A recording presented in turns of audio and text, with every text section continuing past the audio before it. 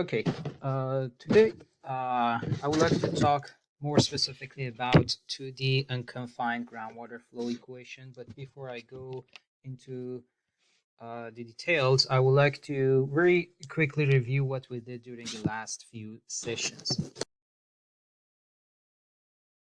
Okay, if you remember, we said that the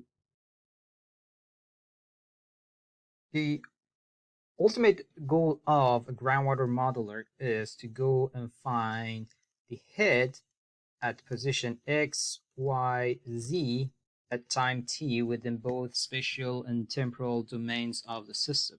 For example, it means that if this is the conceptual model, let me make it a 3D uh, conceptual model, and if this is my x, y, and z domain, I would like to know what is the head at each moment, at each time t, anywhere within my system. It is very important because if I know this information, technically I can go and find the spatial derivative of head with respect to x, which is nothing but the gradient in x direction, gradient in y direction, and z direction at any time t.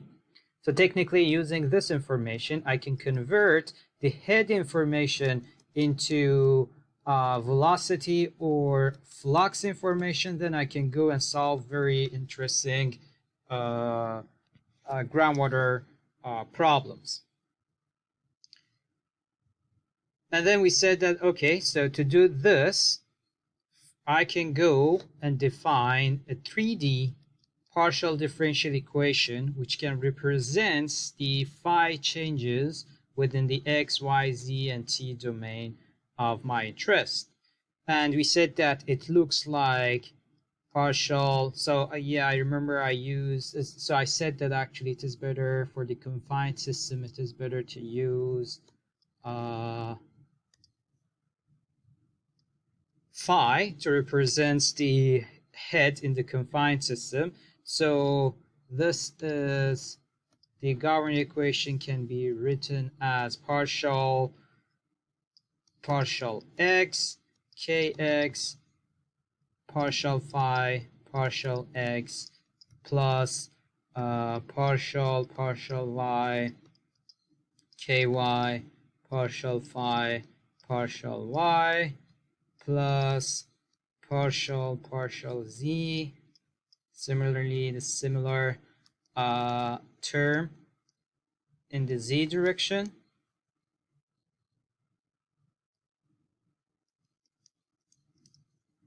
And we talked about the term W, which is the recharge or discharge term, but in the 3D form. So we already talked about this and its units. And the right-hand side was represented using specific storage times partial phi partial t. And later we said that we can simplify this equation into the 2D system, and we spent time and talked about this, what does it mean and why we can do that and how it will help us in groundwater modeling. But I remember the 2D equation differently, but technically the other way to look at this equation is that you can assume that the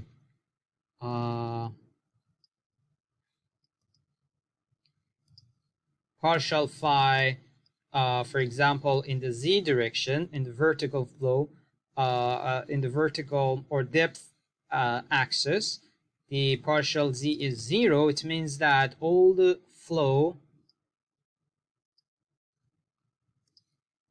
that I assume that actually all are happening in a parallel form.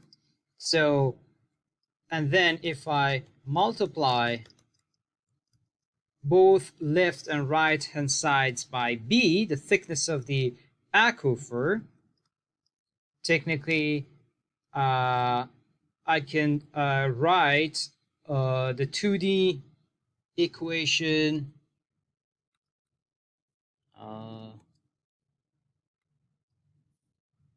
Let me see how I can erase this. Yes. You can write the 2D equation as partial partial x, and we know that k times kx times b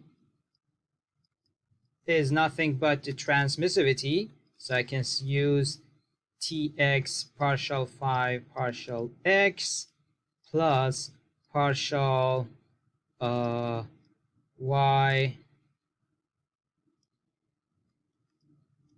ty partial phi partial y plus instead of w, we said that now we need to use n. The unit is slightly different, and also we know that s sub s times b is nothing but s, which is a 2D. So we talked about this, that tx and s are 2D properties. So the right hand side can be written as partial phi partial t.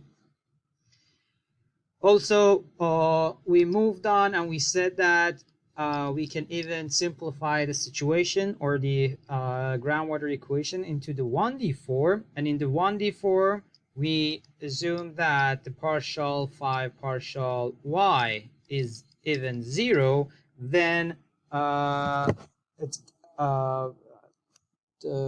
technically the equation can be something like this.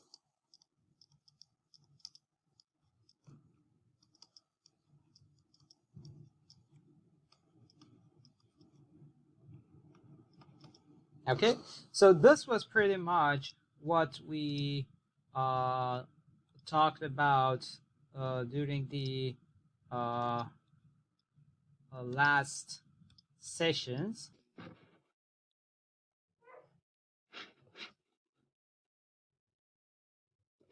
Okay, and also we solved an example problem, and if you remember, we had one river and we had a big lake, or this can be a lake or another river. I think it was a river in previous example in the previous session.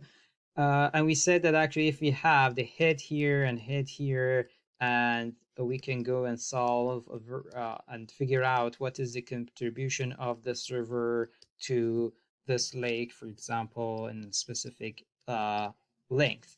And what we did, we simplified the problem, and we said that we are interested to look at the problem as a steady state problem. So the right hand side was we assumed that it is 0, and we analytically went and integrate twice from both left and right hand side, and we used two boundary conditions, and we found the analytical solution for this problem. But now, so these were all about the confined system, confined groundwater system. But now I would like to see, and I would like to talk more about the unconfined system, and I want to show you how we can represent this system mathematically. So in the confined system, if you recall, if this is my aquifer, the thickness of the aquifer is constant. But in the unconfined system, the saturated thickness is not constant. And technically, in this system, the thickness of the aquifer is actually the groundwater head. And what happens? This causes the system and makes a system nonlinear. But this system, because the thickness is independent of the head, so always because the B is not a function of head, this makes a system, a simpler system, which is which we call it a linear system. So in the to handle the unconfined aquifer, we pretty much will do a very similar things that we did previous sessions. So if you remember, we said that in the confined aquifer,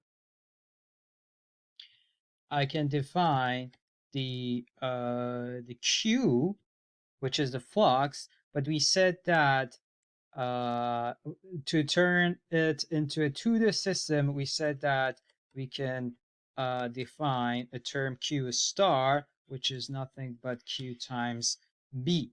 And technically, we call this a depth average flux. And what was its unit? So by definition, this was the volume of water which would pass us through the unit meter of the aquifer per day. So this is the 1 meter. Okay, so for unconfined aquifer, we can do a similar thing, but now this time the Q star is my Q times H. So it means that now if this is a 1 meter or unit width of the aquifer, and if this is my H, I can define the Q star, a depth average flux for the unconfined system using this, as similarly its unit is the same as cubic meter per unit width per day. You can also look at this problem and if you remember, actually, I said that the confined aquifer looks like much pressurized system or pipeline type problems. An unconfined system is much more like an open channel problems. Okay. So Dupuit was the mathematicians in the 19th century who thought about this type of problem, and to solve this problem, he made two very interesting assumptions. The assumption one was that hydraulic gradient is equal to the slope of the water table, which in most cases it can be a very practical and reasonable assumptions that in a minute we are going to talk about that. And assumption two was that for small water table gradients, the streamlines are horizontal, or we can say that the potential lines are vertical. Okay, now let's see how we can derive an unconfined groundwater flow equation, which is also known as Dupuit's discharge equation. Okay, to do that, let me draw the conceptual diagram of an unconfined system. This is the impermeable bedrock, for example. This is surface area, and this is my groundwater tape. Okay, so technically I know that the water flows horizontally like this, and the partial h partial z is ignored, and technically I'm looking at a 2D problem. Okay, so doing that, I can go and find the depth average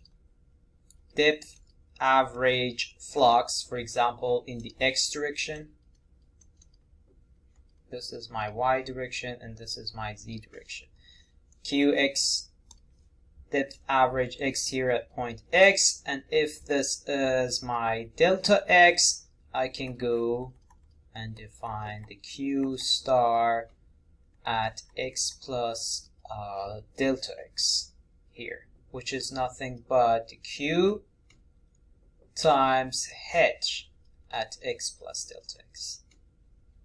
Okay, so now similarly to pretty much the same,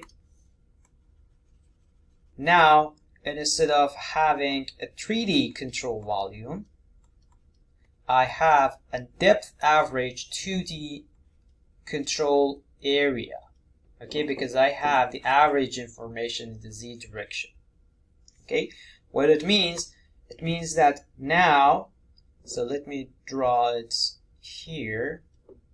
If this is my control volume, control area, now I can define the mass of water which gets in from x, this side, the mass of water which gets at x plus delta x, the mass of flux which gets in from q star at y, qy at y, and mass gets out here from rho q star y at y plus delta y, and also I may have a surface discharge or recharge, which we can pretty much use the same concept of N, which its unit is the cubic meter. So by definition, N is the volume of water which gets discharged or recharged into the unconfined aquifer per unit area per unit time, for example. Okay, now I will do mass in minus mass out equals accumulation. Okay, so you can go and watch the previous videos and you see that actually it is pretty much the same concept. So now for the unconfined control volume, I can say that rho q star at x minus rho q star x at x plus delta x, delta y, delta t.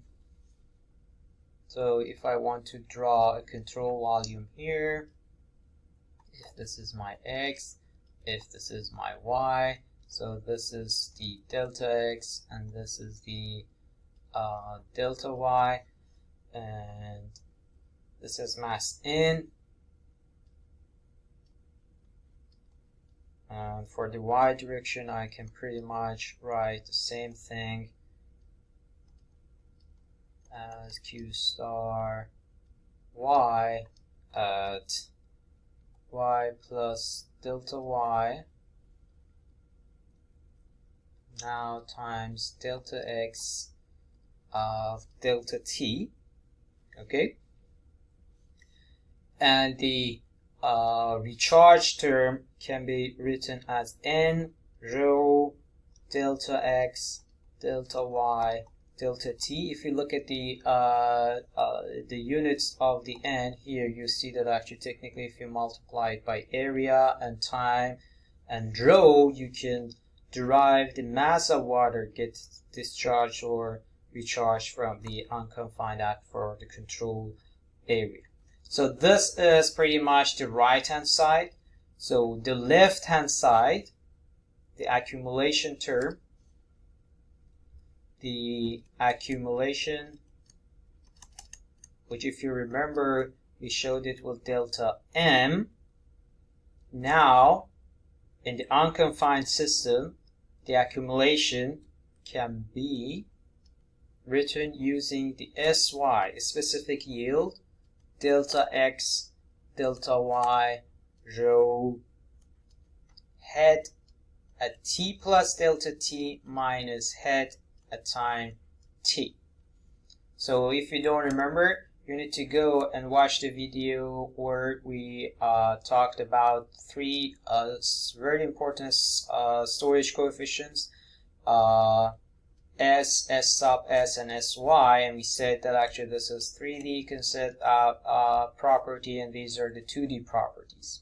Okay, and by definition, the mass of the water accumulated in the control area can be defined or mathematically defined using this equation.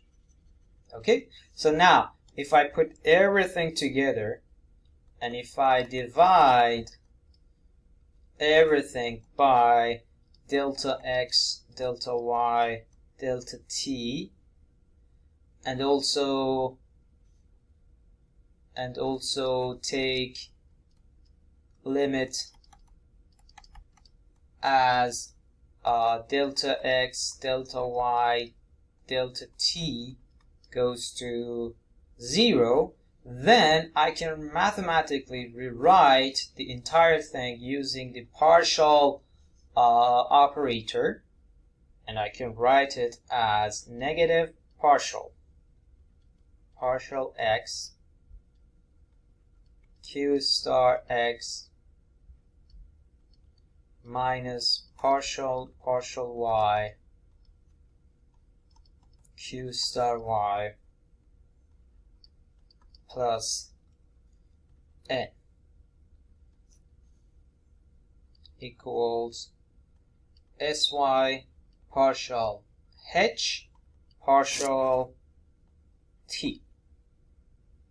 And from the duplicate assumptions, we know that Q star X is nothing but Kx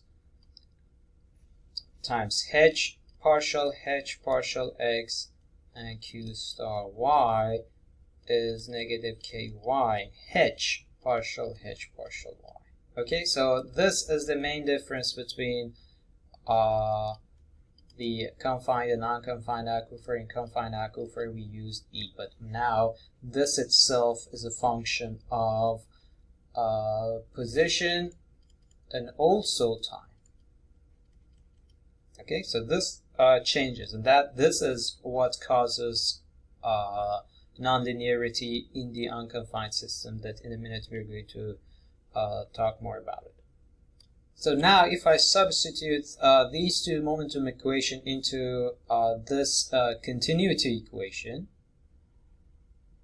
okay, so if I just substitute Qx here, then I can write the unconfined groundwater equation as Kx H partial head partial X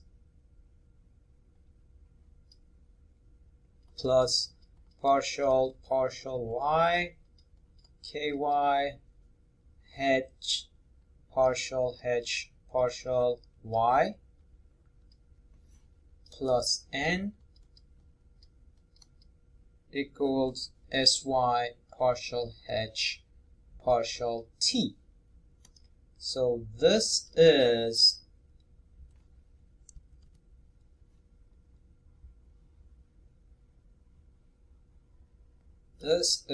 the unconfined aquifer groundwater equation. Okay, so Let's talk more about this equation. H, which is represented here, itself is a function of x, y, and t. So technically, I should have, if I wanted to write this term correctly, so this would look like this. Okay, so partial k, kx, h of x, y, t, partial h of x, y, t over partial x, and so on. Okay, but we usually actually don't put this just to make it a little bit shorter.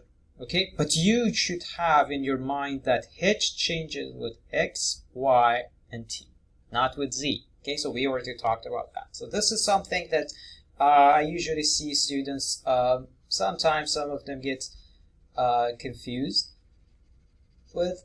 And the other thing is I want you to look at how this equation is different from the confined groundwater equation that we talked in previous sessions. So the first big difference that you should notice is that now here in the confined aquifer, instead of SY, we had S.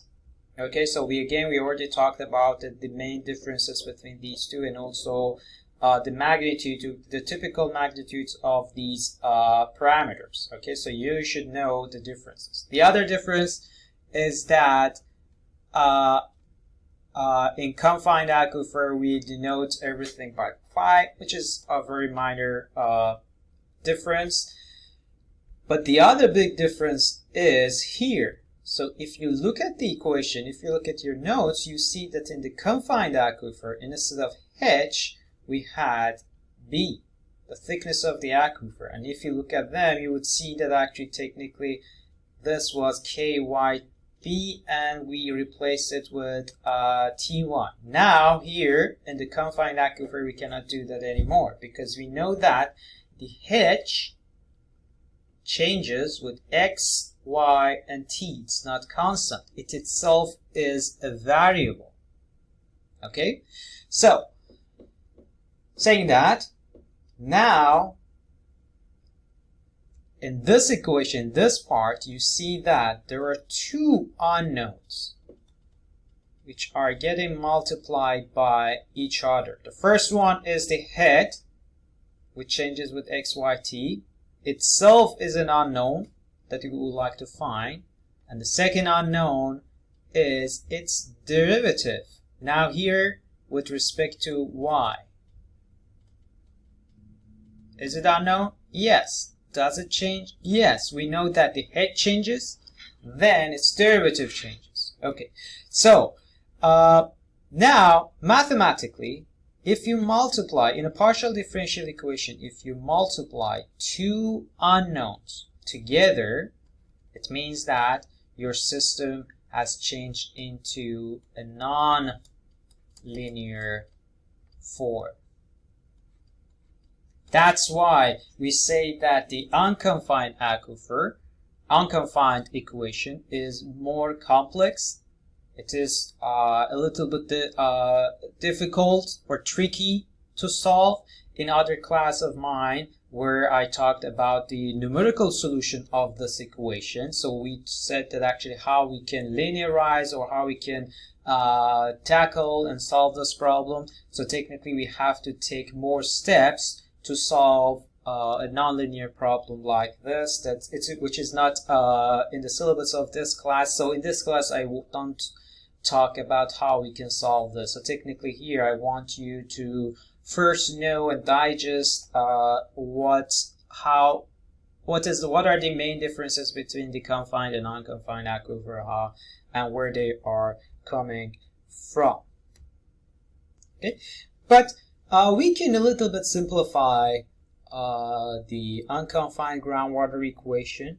So if we assume that the system is homogeneous,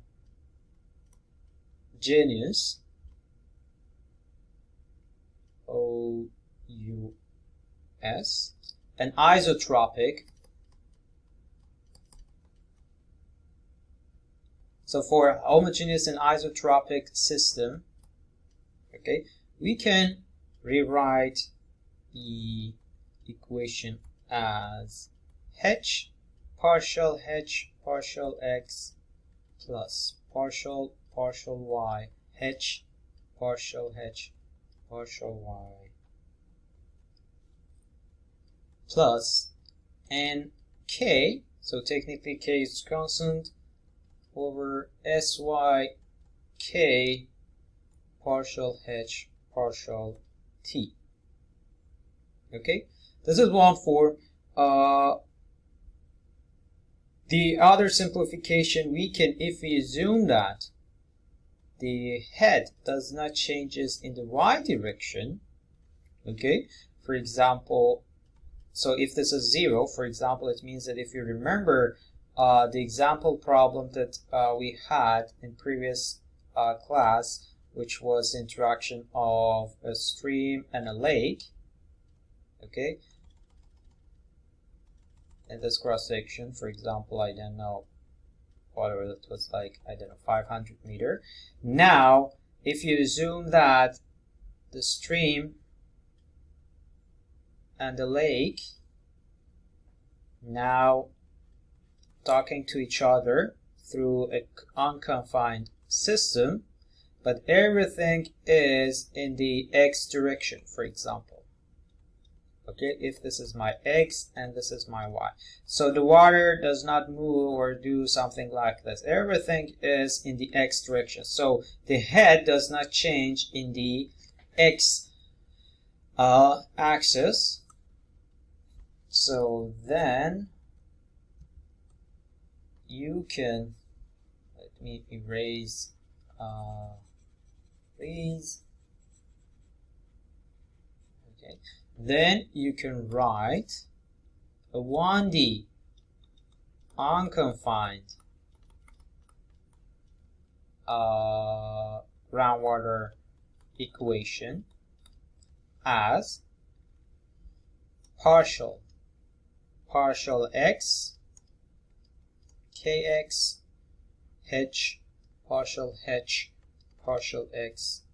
plus n cross partial h partial t. Okay, can I take this h out? No, because it's not a constant. Okay, so this is a 1D system, so this is, but it is in the transient state form. But if I want to write a 1D confined aquifer, confined groundwater equation in a steady state condition, you know that, simply you can assume that the partial h partial t is 0. So it means that you simply can assume that this is 0. So then the equation will be even more simpler. Okay, now let's solve an example problem for an unconfined system.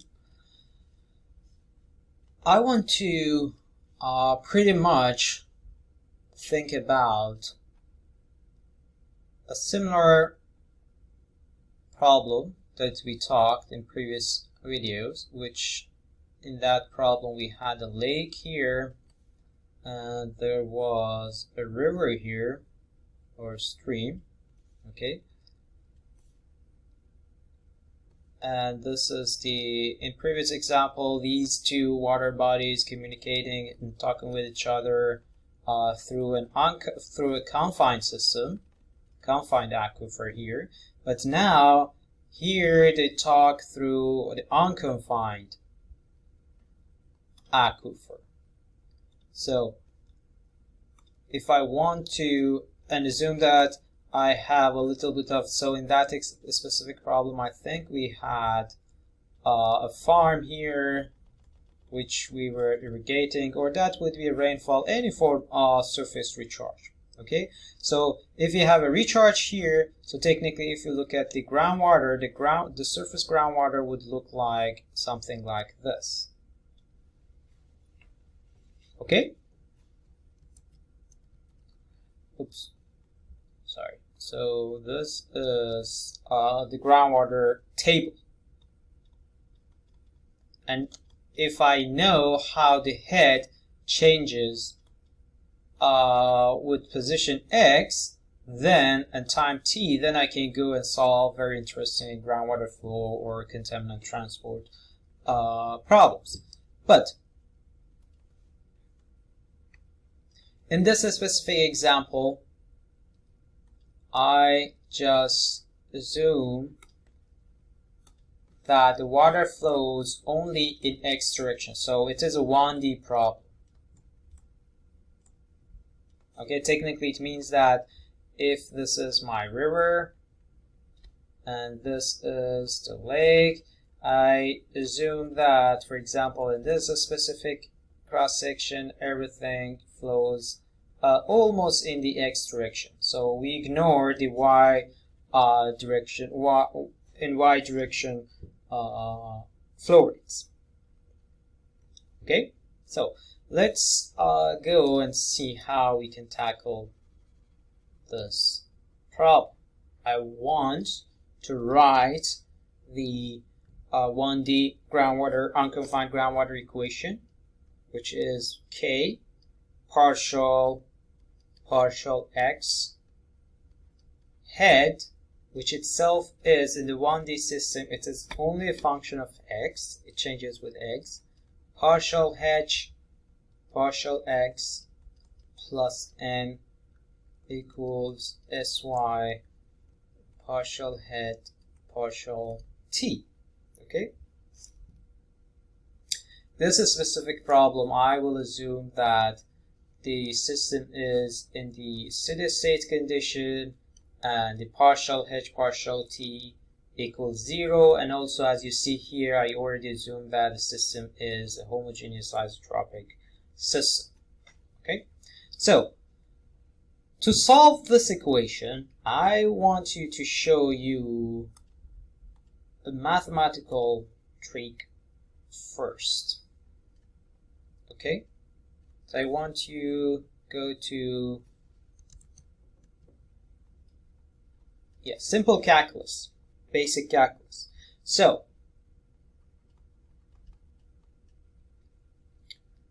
if you wanted to, based on what you learned in the high school, if you want to find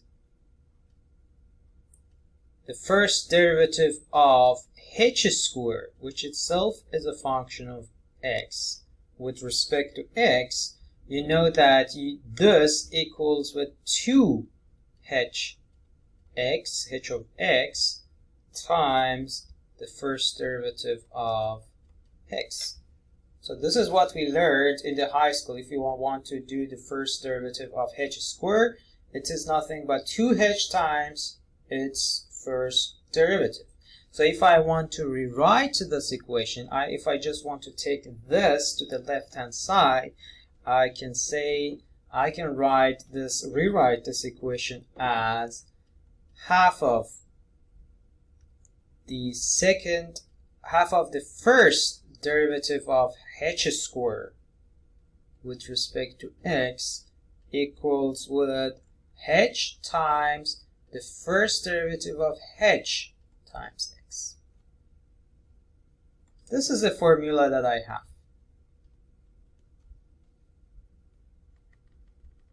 Okay, so basic calculus.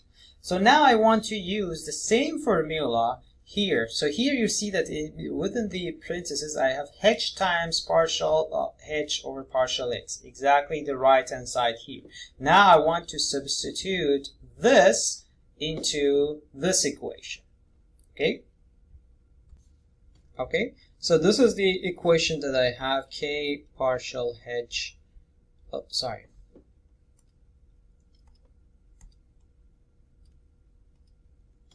k partial x h partial x plus n equals 0. Okay, now I substitute this into this equation, so technically that will be k partial x half of the first derivative of h squared. So I can rewrite it as partial x. Now, and instead of this, I will put half of partial h square partial x plus and I will take n to the right hand side equals negative n. Okay, and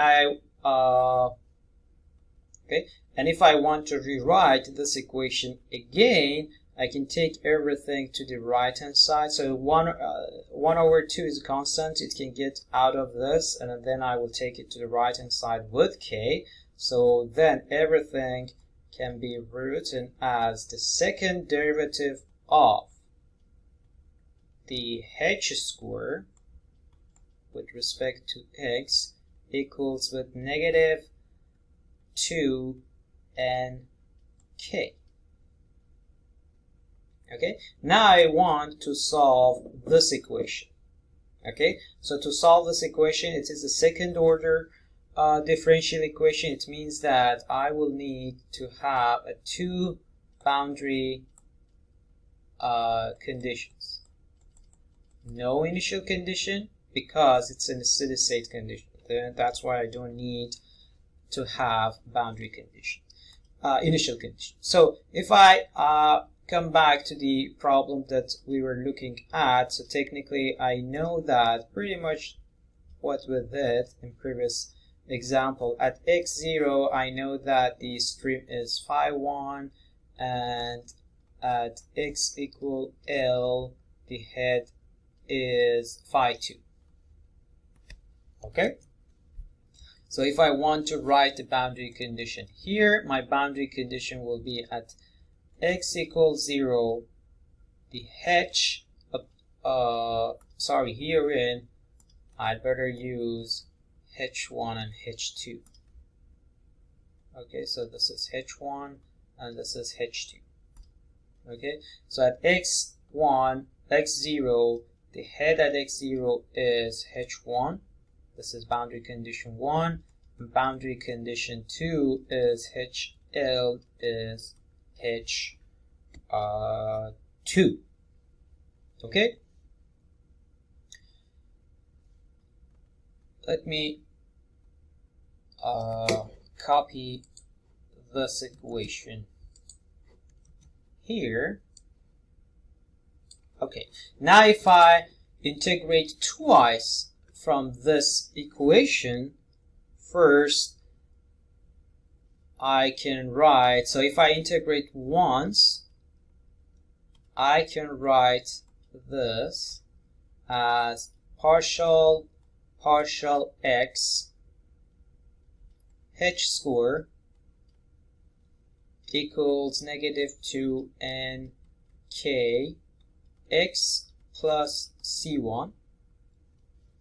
If I integrate again, this will be h squared equals negative 2 n k x squared over 2 plus c1 x plus c2. So technically these two can get cancelled, and this is the analytical solution of the of my problem. So technically, if I want to have hx raised to the power of 1, I can put everything under this radical. So this is negative n x squared k plus c1x plus c2. And I have two boundary conditions, and I can go and find these c1 and c2. So if I want to give you the solution, technically, if I apply the first boundary condition, then this will give me C1 as sorry, it will give me C2 first. The C2 will be H1 squared. Okay, and boundary condition 2 will give me C1 as H2 squared minus H1 squared over L plus NL over K. So these will be my C1 and C2, and if I want to write the analytical solution, it will be H squared will be H1 squared minus XL, H2 squared minus H1 squared plus NX over K times L minus X. Okay, so this is the analytical solution for the steady state problem that we were looking at.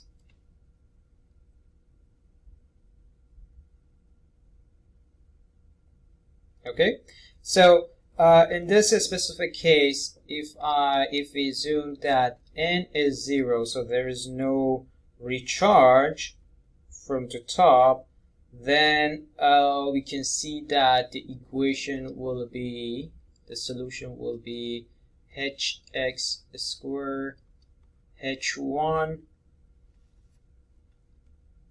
square minus, so this will be this term will be 0, this, then we will have just this term.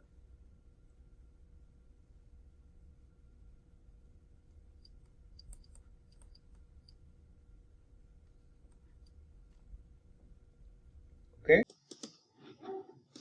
Okay, I have to correct. There's a minor problem here in this equation. Actually, this should be a positive sign. But remember, I don't want you to go and memorize this formula. So what you need to do, you need to go technically from the very beginning, from the partial differential equation or ordinary differential equation, you go and solve for C1, C2, and eventually find an analytical solution for your specific problem.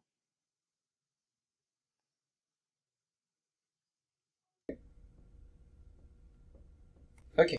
Okay, now let's see what else we can do with this closed form solution or analytical solution. So this equation represents how the head profile changes between these two surface water bodies.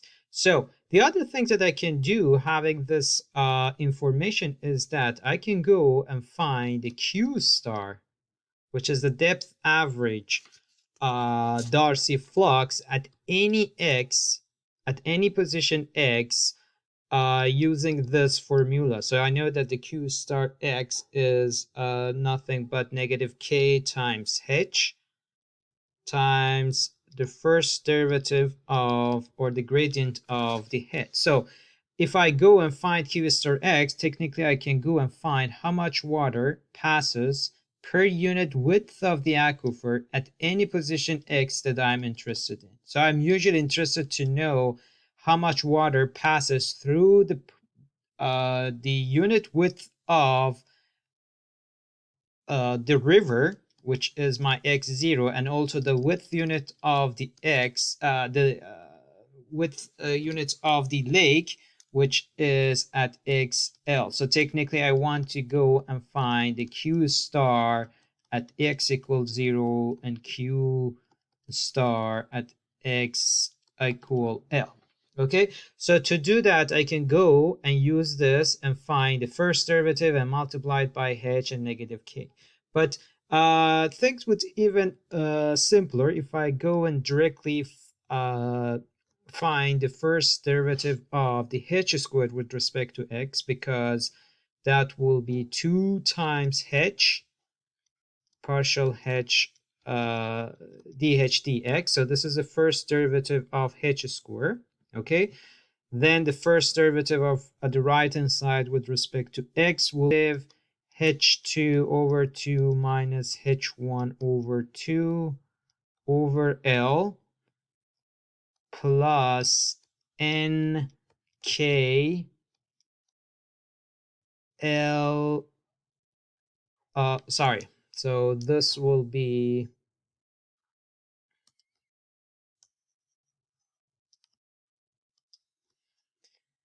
let me look at my notes. So the first derivative of this times that, so technically this will be nlk minus 2nxk. Okay, so the first derivative of this times this, and then first derivative of this times that. So this is a very basic and simple calculus. Okay, now if I divide everything by 2, so let me just erase the 2 and take the 2 to the right hand side. So we'll have 1, 2 here and 1, 2 here, and the other 2 will go and get cancelled by that equation. I don't want to rewrite it again, so I simply erase that.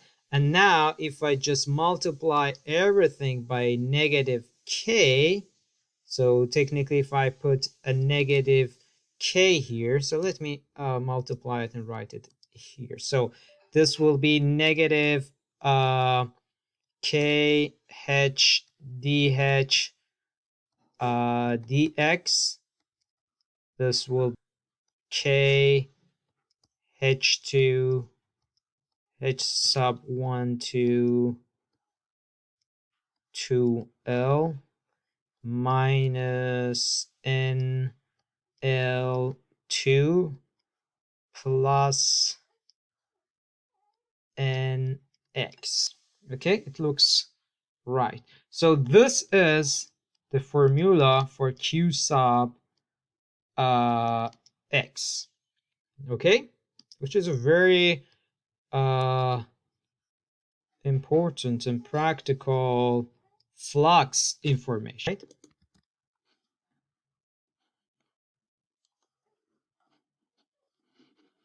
Okay, so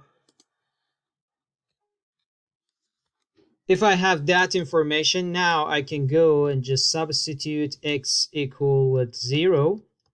Then if I put x equals 0, this will be 0. So it means that the q star at 0 is k h22 minus h12 over 2l minus nl2, for example. So it means that this is the amount of water which gets into or out of the width or the unit width of the river in each 1 meter. Okay, in other words. So it is very important to pay attention to the sign of this Q star, because that can be positive and negative. So if you look at your solution, you will see that by definition, this was the positive x direction for us. Okay, so the x0 was there. If you remember at the lake, it was xl. So this was a positive x. So if your qx value is positive, it means that this is the river which gives water to the aquifer. If q star is negative, it means that the water goes to the other direction.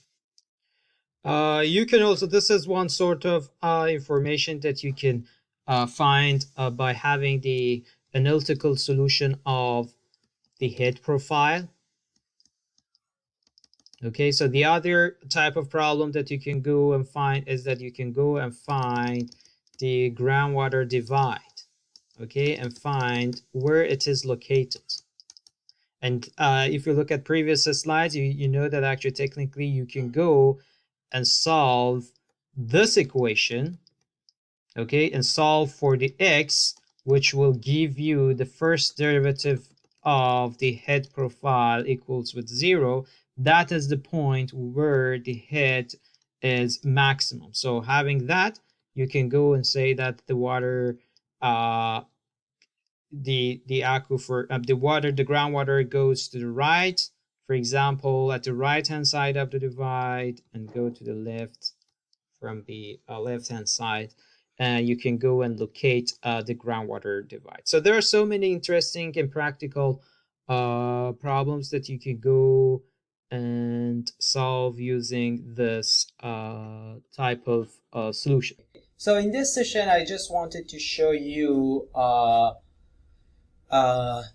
we can derive the unconfined aquifer groundwater flow equation. Okay, so we said that technically, based on duplicate assumptions, this is a 2D system. The unconfined aquifer is a 2D system, and we are interested to find the h at x, y, and t.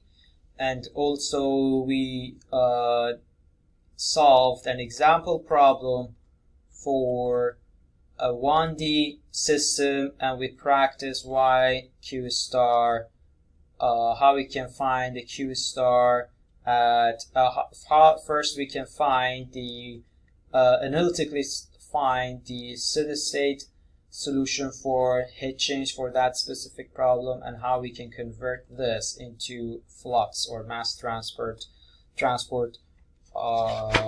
information.